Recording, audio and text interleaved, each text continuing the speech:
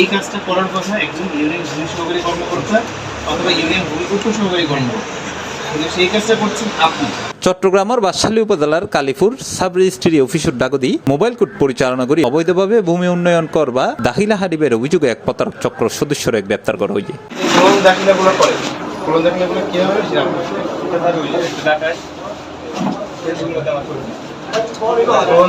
ঢাকায় পরিচয় নাম্বার আছে।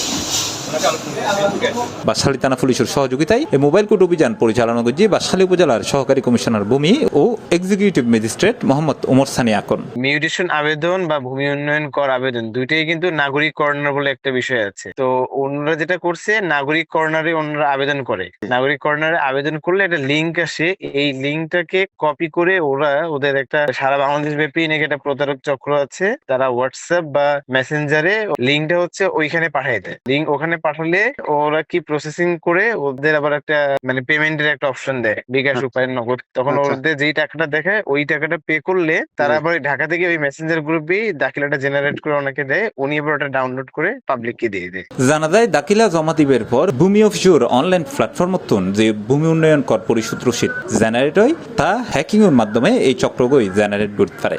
মানে যেই কাজটা করবে সংশ্লিষ্ট ইউনিয়ন ভূমি অফিস, যেমন ধরেন আপনার একটা জমি আছে গুণাগড়িতে, তো আপনি ওই জমি যদি দাখিলা কাটতে চান আপনাকে যেতে হবে ইউনিয়ন ভূমি অফিসে। ওখানে ইউনিয়ন ভূমি সহকারী কর্মকর্তা আছে, সে হচ্ছে আপনার হোল্ডিং সমন্বয় করে দিবে, হচ্ছে আপনি ভূমি উন্নয়ন কর পরিশোধ করবেন। এটা তখন ওই যেই টাকাটা পরিশোধ করলেন ওটা সরকারি রাজস্ব খাতে ওটা জমা হলো। আর এখানে যেটা হচ্ছে ওনারা এটা হ্যাকিং এর মাধ্যমে করে ফেলে তো মেসেঞ্জার গ্রুপে, তো এটা হচ্ছে কি ওরা ওদের মতো করে দাখিলা কেটে নেয় এবং হচ্ছে গিয়ে সরকার রাজস্বটা বঞ্চিত হয়। গ্রেপ্তারকৃত ওই ব্যক্তি উপজেলার বাগমারা এলাকার হেলাল উদ্দিনের ফুয়া রিফন উদ্দিন। শনিবার এপ্রিল 25 তারিখ সন্ধ্যায় এখন শপিং কমপ্লেক্সের নিচতলাতুন তারে আটক করা হয়। জানা গিয়ে যেসব ভূমি উন্নয়ন কর সংশ্লিষ্ট ভূমি অফিস হইতে সাবমিট গরিবের হতা তা ছোট একখান দোয়ানত বইয়ের এই পিসিতুন সাবমিট গিত্তু রিপন।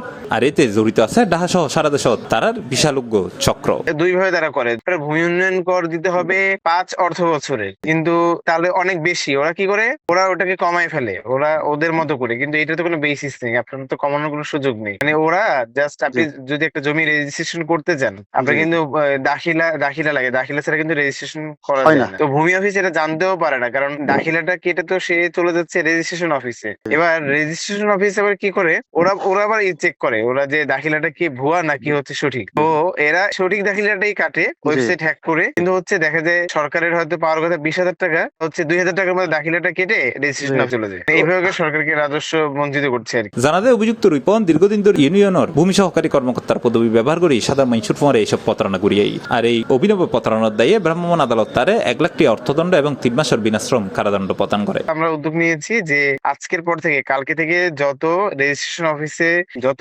দলিল হবে, দলিলের সময় তো ওরা একটা দাখিলা দেয়, সেই দাখিলাটা ভূমি অফিস থেকে সত্যায়ন না করে গেলে তাহলে আমার কাছে নামজারি করতে আসলে আমি নামজারি করবো না। আমি এটা সাব রেজিস্ট্রার সাহেবকে জানিয়েছি, তো উনি বললেন আচ্ছা ঠিক আছে, আমিও দলিল করার সময় আমাকে যে দাখিলাটা ওরা এনে দিবে সেই দাখিলাটা সংশ্লিষ্ট ইউনিয়ন ভূমি অফিস থেকে সত্যায়ন করে না আনলে আমিও রেজিস্ট্রেশন করব না। আশা করা যায় আমাদের বাঁশখালী এই প্রতারণাটা আমরা দূর করতে পারবো কালকের অভিযানের পর থেকে। তবে বাঁশখালীত গ্রেপ্তার হইনি এই রিপন এই বিশাল চক্রর সুড়ক অংশ ধারণা করার ইয়নের পিছনে ডাহাতো আর বোধকেই জড়িত আছে। এমনকি ভূমি মন্ত্রণালয়ের ওয়েবসাইট তদারকিতে তাহার অনেকেই জড়িত থাকতে পারে বলেও আশঙ্কা করার। C plus TV, Chittagong.